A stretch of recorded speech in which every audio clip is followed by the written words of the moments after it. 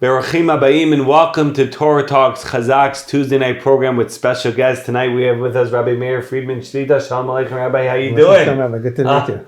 Great to see you. Welcome to the Chazaq headquarters. And we're really excited to be speaking about the gift of Shabbat, or Shabbos. And but before we do the topic, if we could get a little bit of background about the Rabbi and the great work you're involved with, and the Shabbos yeshiva that the Rabbi is involved with as well. Yes, I'm a member of the Kol of Rav David Feinstein. Alav Shalom, Baruch Hashem, the Kol is continuing under his son, Rav Beryl Feinstein. And MTJ. Yeah, MTJ. And in that capacity, I was offered to give a shiur in a college campus in Manhattan, and that was many years ago. And I gave a shiur over there, and then after that, I started giving shiur in other college campuses. So I was going both from the Kollel, and Rav David encouraged me to go and to give, every time a different shiur would come up, I would ask him, should I go out to give the shiur because I'm in the Kollel? He said, that's what you're in the Kollel, that's what you're for. You're here to go teach as well. So that I was doing that for a little while. My father-in-law was Rabbi London, Zecher Tzaddik Livracha. Now Rabbi London and Bodol Achai and my mother-in-law, Rabbi in London, they would go to NYU to help the minyan in NYU. And also they would go to Brooklyn College to help the minyan in Brooklyn College. And they would learn with students at night in NYU. There was minyan, let's say NYU had a Shachas minyan. So Rabbi London would go at night, he would learn with students. Then he would also talk to students in the kosher cafeteria to come in the morning to help the minyan. So he would go at night, then he would help the minyan in the morning. And he also would go to Brooklyn College, helping they had a mincha minyan back then. And I was also teaching at various colleges at that time. So Rabbi London had an idea, and he said, you know what, Shabbos, the Chazal say the Shabbos was given, for learning. And we have the guys during the week are busy, the boys and the girls during the week are busy in college. But Shabbos or Shabbat, they're available. So let's use the Shabbat as an opportunity for them to come to grow. And so he went ahead and he created a situation. He took his house and he made rooms in his house. He made it in a way that he could accommodate boys, one Shabbos a month for boys, one Shabbos a month for girls. And this is in Brooklyn. This is in Brooklyn. And Baruch Hashem, the people were very excited about it because you have to learn during the week also. And obviously we go into the campuses during the week, but it's never enough. And now also the environment in the college campus environment is a very challenging environment. And here you have a special environment that the focus of the Shabbos is to grow.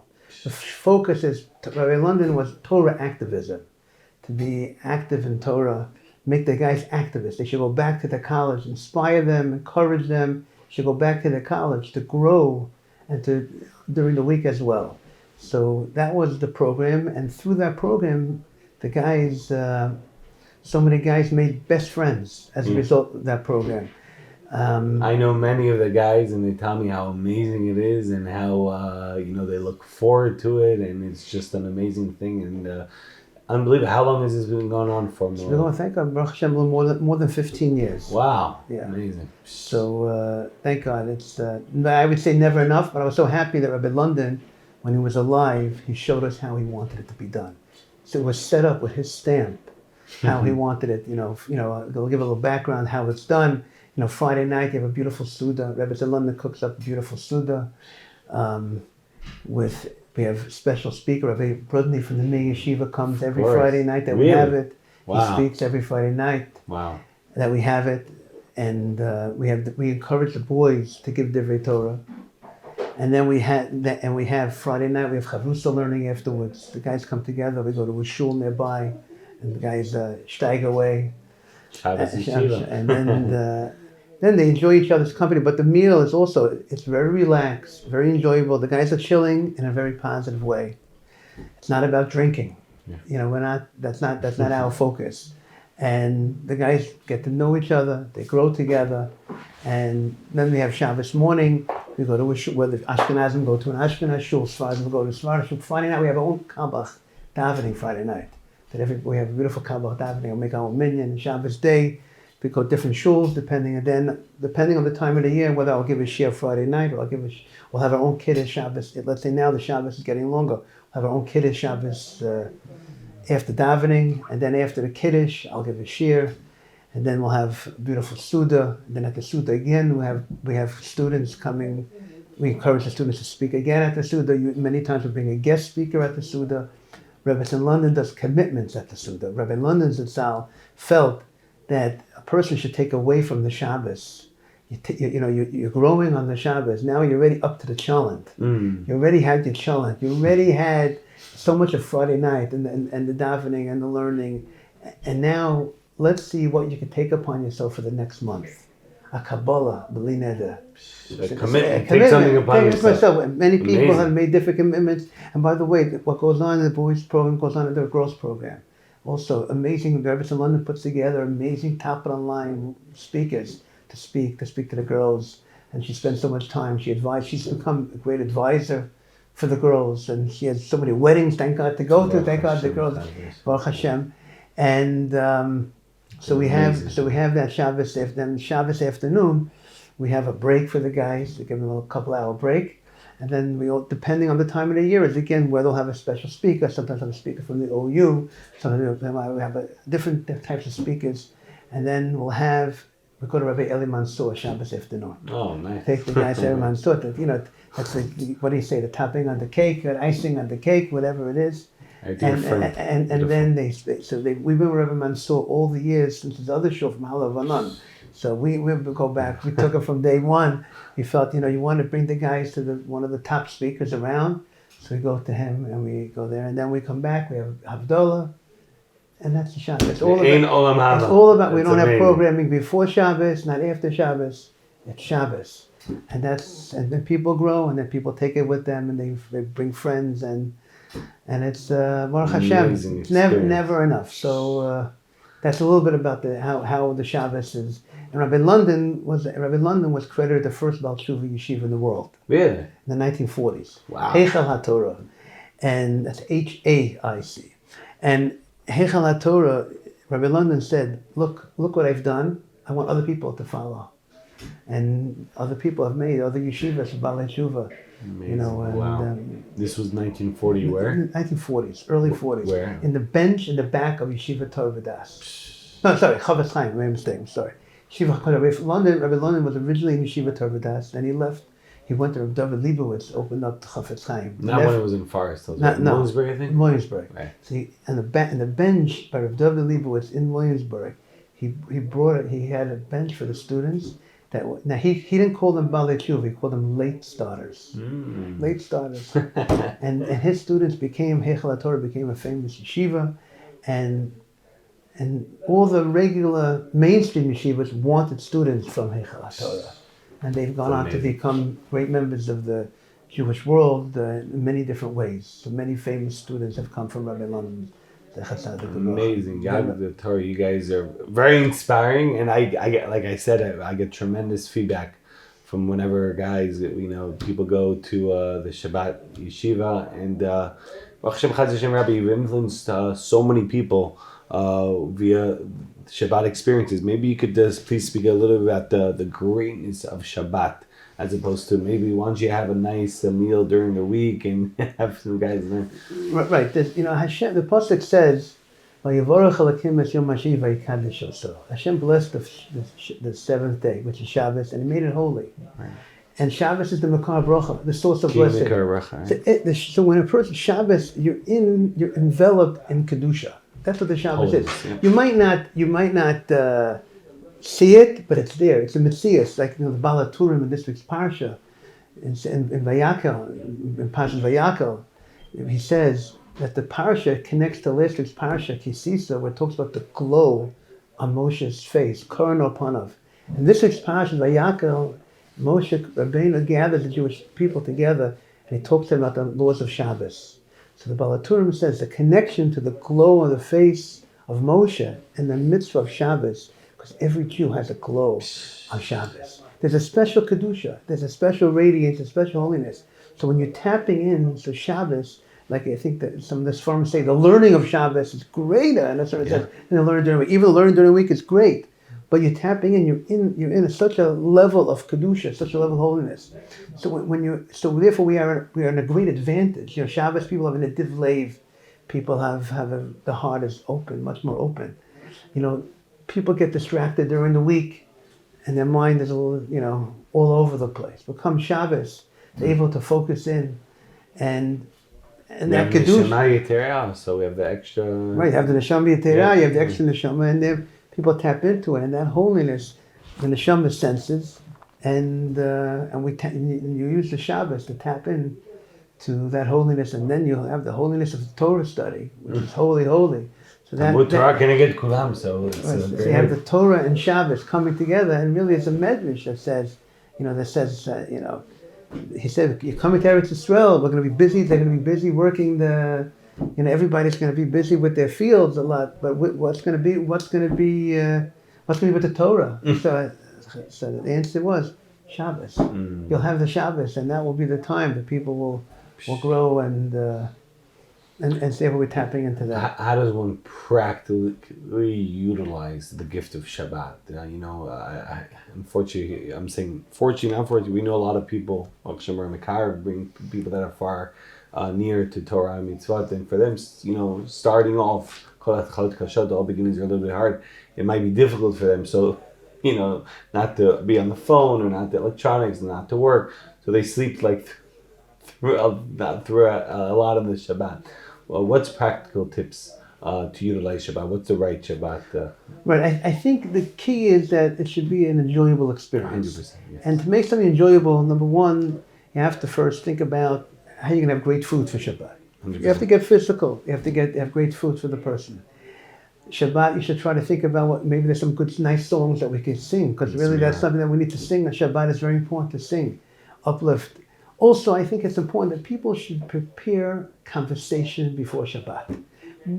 Things of topics that are interesting. I remember someone asked me, Rabbi, how do I protect myself not to talk Lashon Hara on Shabbos at the table? Hey, there's so many people around. So I said, the same way you prepare the food, your wife prepares, they spend so much time preparing the physical food. What are you doing to prepare the spiritual food? Even though the physical food is also spiritual on Shabbos. But what's the conversation?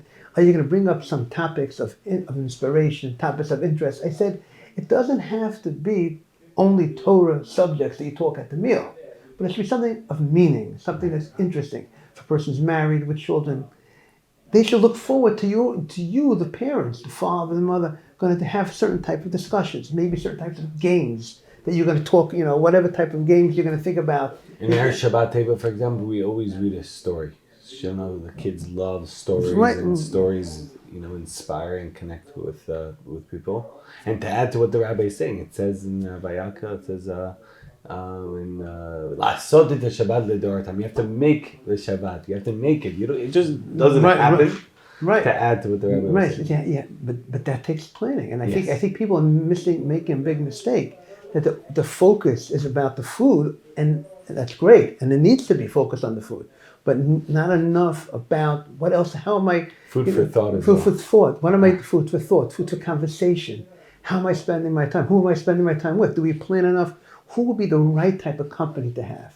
Maybe the company that will be inspirational for us, or maybe inspirational for them. And when you inspire others, you yourself are getting inspired. 100%. So you have to think about who's your company. You have to think about maybe, the Shabbos is getting longer. Is there a good class, proper Torah class that the husband should go to, the wife should go to, or the children, or something? And if there isn't, make it happen. Everyone has the a power. Motto. Yeah, you can make it. 100%. There's nothing stopping anybody from making things happen. There's a way to do it. Sometimes if you want to do something in a shul, you have to be diplomatic. How do you do it? How you talk to the rabbi and the rebbitzin, or whatever. If the rebbitzin involved for 4 ladies, figure out, does the rabbi want to give the class? Does the rebbitzin? If they're not available, let's get somebody else. But let's know how to work with the people and make things happen. On a long Friday night, there are many communities that have they have different programs. Whether for the adults, for the children, it's beautiful. They have Shabbat Friday night for kids, and they have learning, and they have things. And whether for the adults, it's parasha classes in people's apartments. things can happen. We gotta be playmakers. I always say proactive. When I used to play a little basketball, I don't like to sit on the bench. Be in the game. Beautiful. That's how you have to make the play. Don't sit back. And that's what we have to be, and that's the zrizus, and that's part of zrizus Mesilas Yesharim. We have to be a zoras. You gotta, opportunity, anything, we gotta be. The reason Makdim says we have an opportunity to do a good thing, we should be quick in haste to do it. So Rabbi, how does one inspire others to enjoy the gift of Shabbat? For example, we Baruch Hashem enjoy Shabbat. Shabbat's amazing. We look forward to it, and it's the best thing. Like sometimes, like we think to ourselves, like this guy doesn't know what he's missing out. But how do we give it over to others to be part of it, be part of the fun, as they say? Right. So again, I would say if they come to your house for Shabbat, right, and they see the food is amazing, very important. Which it is. Hashem gave the food. Covered Shabbat, and you're honoring the Shabbat with such great food. So that's number one. The meal should be a blow-away meal. That's first of all. And you have to plan it. It doesn't just happen. Right, and that takes a lot of effort, takes a lot of work, costs money. But Hashem will, the Sol Shabbos, the expense for Shabbos, Hashem will give you back. Won't take. I mean, it doesn't mean you should buy a bottle of wine for $1,000. I mean to say what's normal in doing something in a very nice way. That's the first thing. The second thing is, like we said before, they should walk away feeling that the conversation at the meal was really meaningful. They came to the house and they saw something, they heard something, they learned something that they didn't know before. And there was something, and I think having that type of conversation at the meal and to be engaged, that the people at the meal are engaged and they really feel enriched by not just the food, but by the conversation.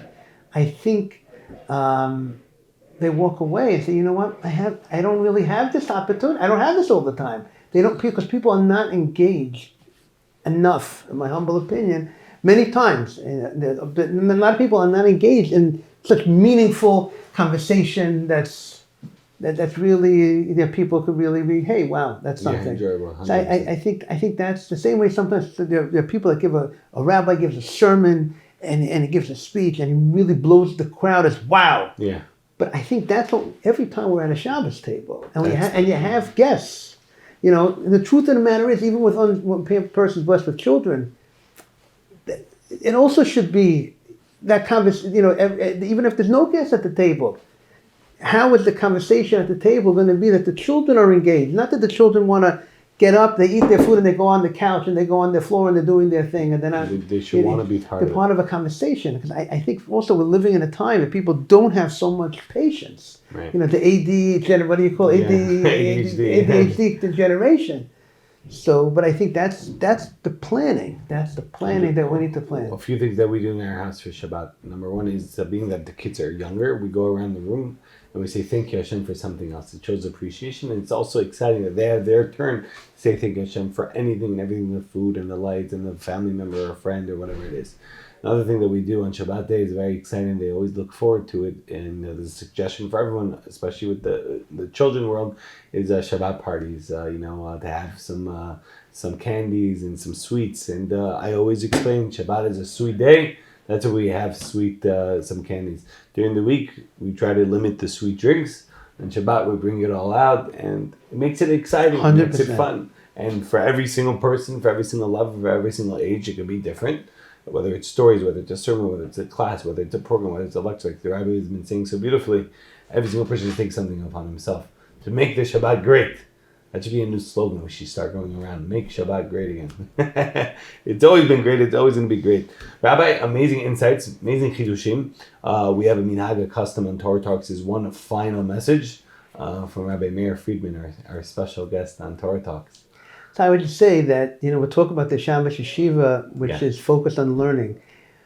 We have to remember that the key for the Jewish community, for its growth, to be inspired, to be passionate, is about Torah study. At the end of the day, when all is said and done, we got to figure out how we get the adults and the children to be involved in Torah study. And Torah study is sweet. And it's Meshivas Nefesh, it's Mesamche Lev, and it makes the person happy. That's why Tisha B'Av we can't learn regular Torah study. We have to make sure that everyone, like the Rambam says, every person, chayev kol adam, to have a set time every day, every night, whether rich or whether poor, whether single, whether married, even with children. The Rambam says it has to be koveitim every day and every night. And I think that is the key. And also, let's get back to basics. People need to get to minyan every day, morning, at night, shachris, mincha, ma'ariv. That's the basics. That was the key that many Jews of the 50 years ago, or 40 years ago, that generation that went to minyan, they made it. Yeah. We have to go back to the basics. Minyan every day. Not just people go to shul on Shabbos and Shabbat. Not enough. 100%. They have to be in. You have to be in the game. Yep. You have to be in it. Don't be in the sidelines. Don't be a fan. Right. And they used to say you got to be in it to win it. New York Lotto. I'm not encouraging Lotto, but you got to be in it. People should go to minyan, and also make sure set up. The easiest time to do it is before davening, after davening in the morning, or at night, or whenever you can figure it out. Have a set time to learn minyan. I think that's the winning combo. 100%. Definitely. Everyone and anyone out there in the world that ever wants to learn, Baruch Hashem, we're going to get to the rabbi's information, help people be part of Shabbos Yeshiva. But when it comes to learning, Chazaq literally has throughout the day, into the nights, shiur and programs, chabrutas, one-on-one, learning partners, chaburas, groups, bet midrash, kol, shiurim, lectures, women's programs, children's programs, whatever you want, reach out to the organization. We'll be more than happy to set you up. Mitzvah. And Rabbi, how does it work with it's so hard for me to say it. Shabbos Yeshiva, not Shabbat. It's both, actually. How does one get involved? Is it only for college students? Is it for everyone, anyone? It's primarily geared for college undergraduate students and maybe recently graduated students that more like in graduate school, or that's the focus. And there's accommodating for housing and things. Yeah, everything's taken care of. Amazing, phenomenal. How does one hear about it or know more about Shabbos Yeshiva? They should reach out to the rabbi, to the organization. They can reach out to me, and that will be the best way. Okay, and how does one reach the rabbi? Usually, I'm a little old-fashioned. I have a cell phone. Oh, really? But really, what I'll tell you, we could do is shabbosyeshiva@gmail.com. Shabbosyeshiva@gmail.com. Just put it in attention for Rabbi Friedman. Remember, there's a boys program, there's a girls program. The girls program I hear is dynamite. So I can tell you, I'm not there on a regular basis for the girls program. But I'm there for the boys program. I know about the boys program as well. It's dynamite as well. Rabbi Friedman, for being very humble, but amazing work that you do. And again, I know a lot of the guys, they're very thankful and appreciative for what the rabbi and the mishpacha and rabbis in London and Rabbi London Zatzal have done and do for Klal Yisrael Jewish people. And we appreciate everything, Rabbi. And like we discussed today, the gift of Shabbat, it's the best thing. Me'ein olam haba. In essence, it's like the next world. It's heaven in this world, and we encourage everyone to be part of it. Get others to be part of it. Don't be satisfied. Oh, shalom nafshi, my life is good. No, bring others as well.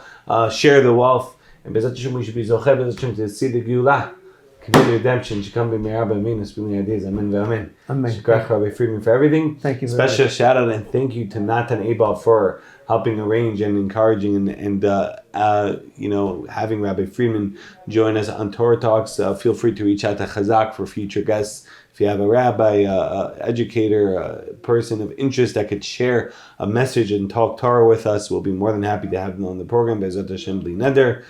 Shout out and thank you to Daily Giving. $1 a day goes a very far way. To all the platforms that are hosting our podcast, and especially to Torah Anytime, thank you very much. We really appreciate it. And until next time, Be'ezrat Hashem, Tuesday nights at 8:30 p.m. Eastern Standard Time. Chazaq.org/live is where you can watch it, and along with all the other podcasts. I don't know the names of it, but Baruch Hashem, the feedback is amazing. We appreciate all feedback. Feel free to send us the information. Thank you very much. Yeshakayach Rabbi Friedman once again. Thank you very much. Nice seeing you.